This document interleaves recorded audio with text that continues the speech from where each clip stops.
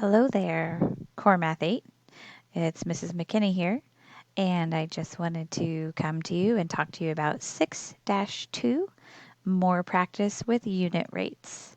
So exciting. We're going to complete the problems and use the text boxes to type our answers. As we talked about before, we will express each rate as a unit rate and round to the nearest tenth or to the nearest cent if necessary. So the first thing I want to do is think about my ratio. So $4.60 to every 5 cans of soup.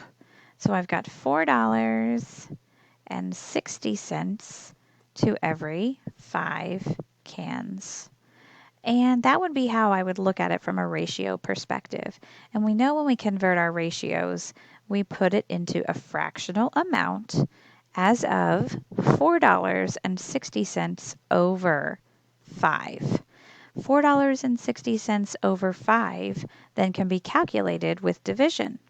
So you would do $4.50 divided by 5, and $4.60 divided by 5, and you get a unit rate of 92 cents. But folks, we're not done there.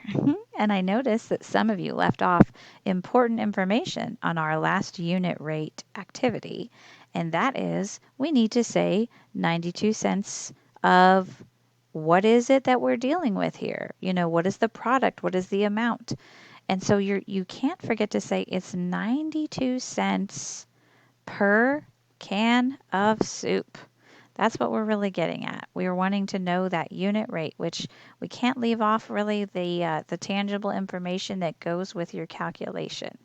So if I get 92 cents, I know that that is 92 cents per each can of soup. That's how much one can of soup costs, which is actually a very lifelike answer, by the way, because it's close to, like if you were buying a Campbell's soup, many of those cans of soup are around that price. So that one was really realistic. You're going to put your answers typed into the text box, and I do expect you to write them out in a full way with the descriptions attached, not just your numerical answer. Number 2 is a similar situation. I want you to think about $51 for a box of 75 tiles. So that is $51 to the ratio of 75 tiles.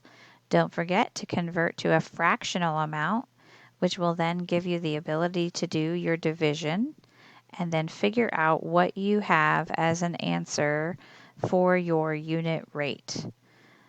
Once you get your answer, type it into the text box. Once all your text boxes are completed and you feel good about your answers, you can even go back in and check your work by plugging numbers back in. If I actually take 92 cents, for example, and times that by 5, I should end up with $4.60. And lo and behold, I just did those calculations and plugged 92 cents times 5 into my calculator, and I did get $4.60. So don't forget that step of going back and checking your work. And then once you feel comfortable with your answers, you may submit your assignment and you will be done. Please let me know if you have any questions. I would be happy to help you out. Thanks a lot.